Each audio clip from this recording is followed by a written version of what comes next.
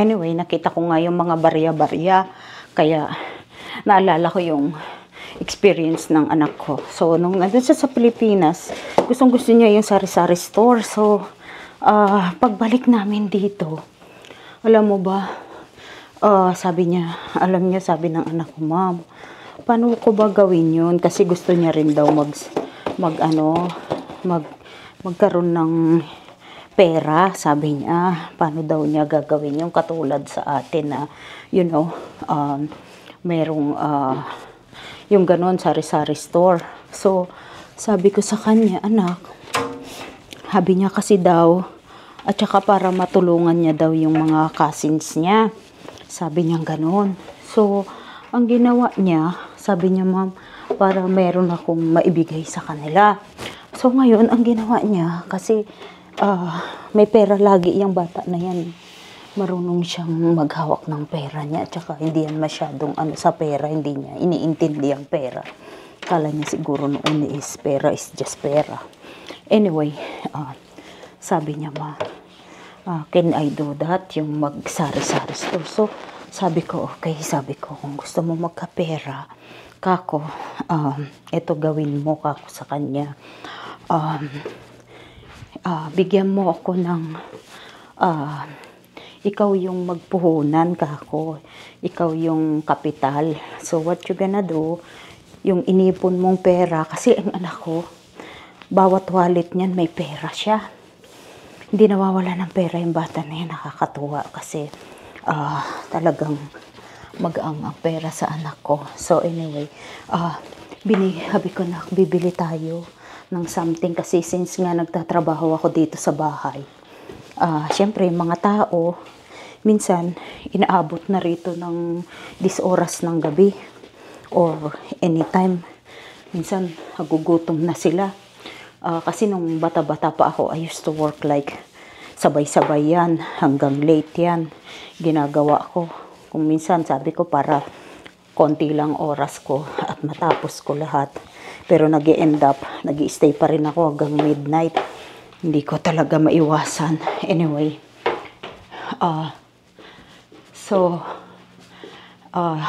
wait. Kaya gano ang ginawa ko, bumili ako ng chips sa may Costco. Sabi ko, ilalagay natin yan dyan. Tapos, bibili kaming soda at saka water sa pera niya. Para, sabi ko, ilalagay natin dyan para yung mga tao, pag gutom sila, kukuha na lang sila. Tapos merong nang nakalagay, binilihan ko siya ng maliit na refrigerator para sa drinks. Pera niya lahat yon, galing yun sa pera niya. Kasi para, yun nga, palaguin namin yung pera niya. So, ang nangyari, bili kami lahat, meron na akong magkanong presyo ng mga drinks, ng chips. So, yung mga tao, sila na lang kumukuha.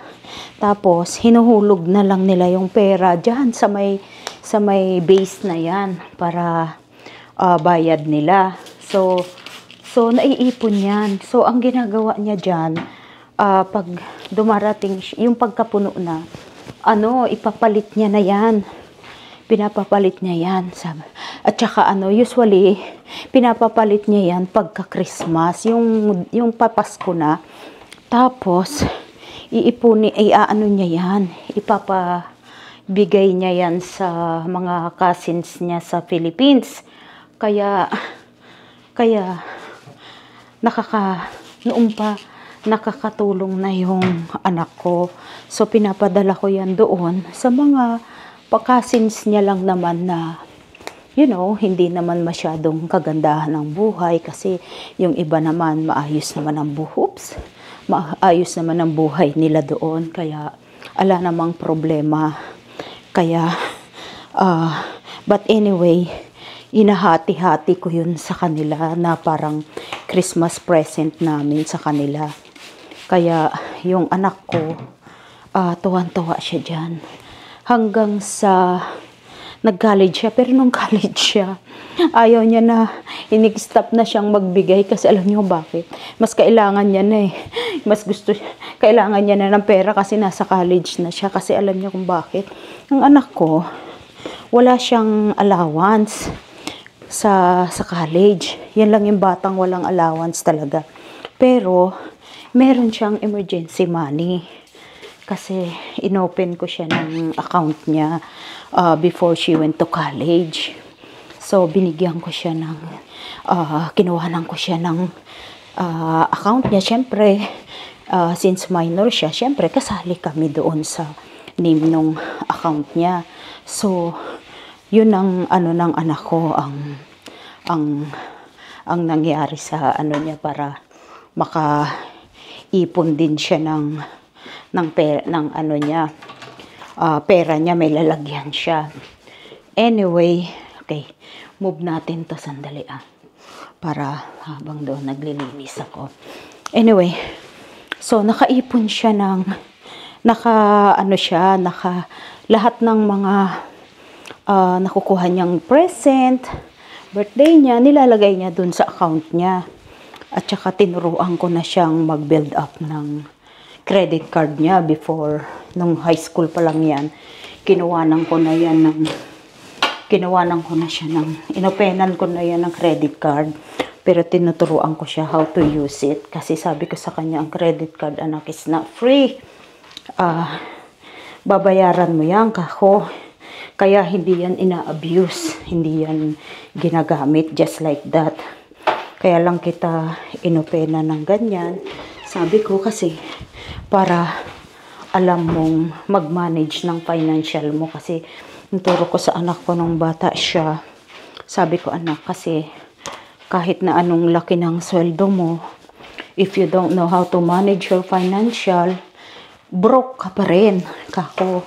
Pero kung if you know how to manage your money, it doesn't matter, malaki o maliit, hindi ka magugutom, kako. Because learn how to spend, you know, ng pera, na more than sa income mo, sabi ko sa kanya. Kaya lang, it's a matter of sacrifice, sabi ko. Kailangan matuto kang mag-sacrifice na hindi porke may credit card ka, you can buy whatever you want. You can't, sabi kong ganon. Kailangan, pag naghawa ka ng credit card, kailangan you know how to discipline yourself, sabi kong ganon sa kanya. So, she's able naman to follow kung paano ang, you know, mag-manage ng pera niya. So, ganun yung ginawa ko sa kanya noon para matuto siya sa buhay. Okay, so, oops. Maglilinis tayo ng bathroom kasi it's time to clean the bathroom na kasi tinan niyo yung buhay ko dito. Lahat trabaho ko yan. Wala tayong magawa kundi gawin itong ganitong buhay. So anyway, sabi ko sa anak ko, so natuto siya. Actually, nung bago yan pumunta ng college, ano yan? Na siya, maganda na yung credit niya. Almost perfect na yung credit niya when she went to college. Kasi sabi ko, anak, you can use the credit card, but make sure huwag kang gagamit ng hindi mo kayang bayaran. Kako, at saka you only use that not for you know, yung not for like lakwatsa, like, you know, enjoy, and then you cannot afford to pay it. Sabi ko gano'n. At saka that's only for emergency. At saka gagamitin mo once in a while para active yung card mo. Kasi pag hindi mo na ginagamit, syempre i-disconnect nila yan. Kaya it's better to use, but you have to make sure you have to pay off by the end of the cycle. Kung 28 days ang cycle, you have to pay before the 28, sabi ko sa kanya. laging advance ang bayad mo para hindi ka kako matrobol, sabi ko sa kanya. Tsaka hindi ka ma-charge ng mga late fee or interest, you know. Kaya yun ang naituro ko sa anak ko na alam kong talagang proud na proud ako sa ginagawa niya. Napakabait kaya ng anak ko na buti na lang sumusunod siya sa ganong mga sinasabi ko. So anyway,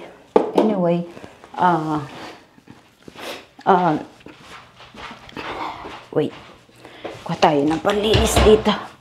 Anyway, sabi ko, so, like I said, natuto siya, nagkaroon siya ng, meron siyang, ang pera niya, meron siyang, what do you call that, credit card, may savings account, so may ATM siya, so, hindi siya, I have to make sure hindi siya magugutom, di ba?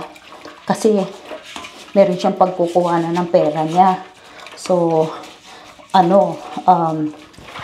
she know how to manage her, you know, her financial. So, kaya ganun, maraming natutunan ng anak ko na maganda talaga, na, you know, nakakatuwa. Kaya, sabi ko nga lang sa kanya, you know, ang buhay talaga ganito. Hindi tayo, kasi hindi naman ibibigay sa atin lahat, kako sa kanya. Tayo, buo tayong pamilya, pero hindi tayo sobra sa pera, pero at least we're able to manage, di ba? Kaya sabi ko sa kanya, so you don't have to complain about that, kasi at least meron tayong maayos na pamilya. Sabi ko sa kanya, we have time to each other, nababantayan ka namin, napapalaki ka naman ng maayos, sabi ko sa kanya. Kaya sabi ko, wag na tayong maghanap pa ng more than that. So tuwa-tuwa siya na nakatulong siya sa mga cousins niya, kahit na sa ganung pamamaraan lang. Oops, okay sa kanya yun, you know, na natulungan sila dyan, nang dahil dyan sa pagtitinda niya. Yun nga lang, talagang hanggang doon lang naman yung kaya namin. Wala naman kaming sobra-sobrang pera, like I said. Kaya, kaya, okay naman, at least, kaya ganyan ang ugali ng anak ko eh. Yung talagang gusto niya i-gather sila lahat ng mga pinsan-pinsan niya. Talagang ginagather niya yan. Gusto niya lahat sila magkakasama, lahat sila magkaka-okay. Kaya nalulungkot yan pag yung may nalalaman siya na nagkakagulo kami, you know, yung mga bagay na hindi naman dapat pag-awayan, pero lagi kong ini-explain sa kanya, don't get involved to any problem ng mga matatanda. Sabi kong ganun sa kanya. Lang, hayaan mo lang, kasi hindi mo problema yan, kako. Pati yung kami ng tatay mo, pag sometimes we don't get along, yung may mga time na we argue, that's a very normal life, sabi ko sa kanya. Kaya huwag kang ma-feel bad, sabi ko, kasi normal lang yan, sabi ko. Walang perfect na marriage, walang perfect na buhay, at walang perfect na anything. Lahat yan merong up and down, kaya dapat maintindihan mo yun, at wag mo dibdibin, kumbaga hindi mo kailangang pahirapan yung sarili mo na trying to fix everything, kasi it's not gonna happen. Sabi ko sa kanya, talagang ganun ang buhay. Normal lang yan sa buhay ng tao na like I said, kakambal mo nga ang mga bagay na yan, ang hirap na ganyan. Kaya lahat yun, parang sa akin, na-share ko naman lahat sa anak ko yung mga, alam kong dapat para maintindihan niya yung buhay-buhay. Lahat yan, in-explain ko sa kanya, lahat yan. She know how to manage her money, lahat. How to, be nice to be, nice person, na rumispeto.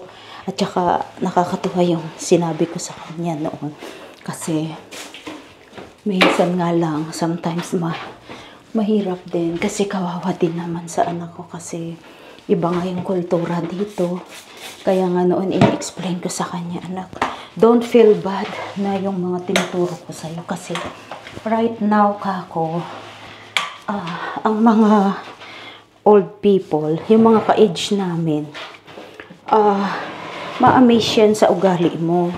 Pero don't expect sa mga ka-age mo. Kasi, parang sa kanila, is masyadong weird na yan, yung mga tinuturo namin sa inyong paano paggalang, kasi pati mga pagtawag sa mga tao, sinabi ko sa anak ko, anak, pagka Pilipino, you call them tito or tita, pagka mga ka-age namin, or ka-age nyo na older sa'yo, call them ate or kuya.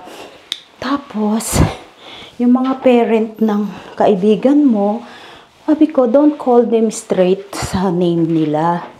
You have to call them like, with respect, like Miss, Mrs., Mr., ganon. Kaya yung magulang ni Noah, ang talagang patawag na ano ko sa kanya, mga kaibigan, tinatawag niya ng last name nila. Mrs. like this, Mr. like that, ganon, para with the respect ba. Kaya yun ang lagi kong nire-remind sa anak ko na alam ko some people is like weird sa kanila yung mga ganyang itinuturo nating mga foreigner dito sa Amerika. Kasi itong Amerika, hindi naman nila ginagawa yan. But as tayo yung mga kultura natin, we're trying to explain to them kung ano yung culture. Although, napakahirap din sometimes kasi they don't understand. Minsan nga, iniisip ng mga bata, akala nila sila yung weird, sila yung hindi normal kasi ang daming rules na kailangang ipaalam sa kanila, ituro sa kanila. So, minsan iniisip nila, especially iba-ibang lahi dito. Like I said, hindi lang naman tayo ang ganyan. Meron pang mas worse sa atin sa kultura. Pero ini-explain ko sa anak ko, don't mind that. Kasi hindi natin sila masisi because that's their culture too. Kaya hayaan lang natin yan. Kaya ngayon, parang nakikita ko sa mga millennials, sa mga bata ngayon, yung mga new generation ngayon, parang sa kanila, parang nakikita ko na ang mga parents nila is mga weird. Yun ang feeling nila kasi still, andito na tayo sa Amerika. Sinusunod pa rin natin yung kultura natin. But, syempre, nakagawian natin yun. Kaya nga, sinasabi ko sa anak ko, we have to meet halfway. Habi ko, naiintindihan ko naman yung kultura niyo at saka yung generation. Pero you have to consider din na meron din kaming generation, meron din kaming kultura. Kaya we have to meet halfway. Pero hindi ko naman in-stop na lang lahat sa anak ko. I let her, enjoy her life too at the same time. Kaya, sabi ko sa kanya, ganun talaga ang buhay. We have to sacrifice talaga sa dapat. Kasi nabura na yung aking